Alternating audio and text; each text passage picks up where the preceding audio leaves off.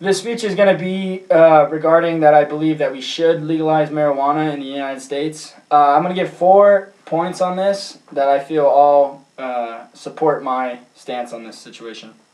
First off being revenue. Secondly being it's going to happen. Third, it's less dangerous. And fourth, obviously some health standpoints from a cancer perspective. First, the obvious idea that we could tax this, and a lot of times people say if we tax this revenue that a lot of people will still just buy illegally, and they will. But with it being controlled, it can also be sold cheaper.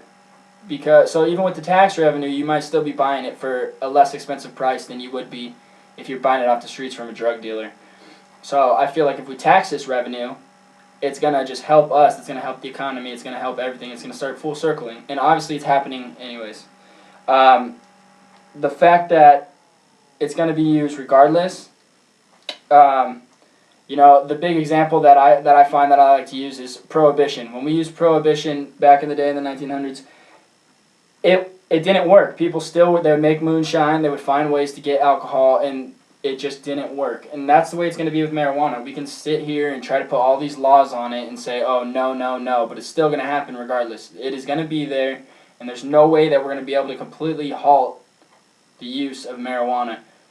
And then kind of like, why should we stop the use of marijuana when we use alcohol and tobacco? So that kind of feeds into my next point, which is that it's less dangerous. An article by Elizabeth Flock with the U.S. News shows us a chart. Now the chart that she shows us shows dangerous drugs from alcohol, cocaine, heroin, meth, tobacco, marijuana. And on this chart what it shows is alcohol is the most dangerous drug. Whether that be because it's the most prevalent, it's the most used, it is also a very addictive drug, but that's the number one. Then mixed in there is a lot of the big drugs that we all expect, like cocaine, heroin. Coming in at number 6 is tobacco, so whether that be cigarettes or chewing tobacco, that comes in at number 6. And finally at number 7, that's where marijuana comes in. So kind of feeding back into my previous point, it's going to happen regardless, but why stop it when we have 2 things legal that are ahead of it in the danger scale, which they call the chart. My final point is the medical side of things. Obviously, it has been used for cancer patients in the past. Science Daily produced an article from the American Association for Cancer Research, which in this article it states that THC, which is the main ingredient in marijuana, has a chemical in it that can actually help cut tumors in half. Now, what they tested it on was the most common form of like lung cancer, and what they do in that was they showed that it can actually, in some ways, cut it in half.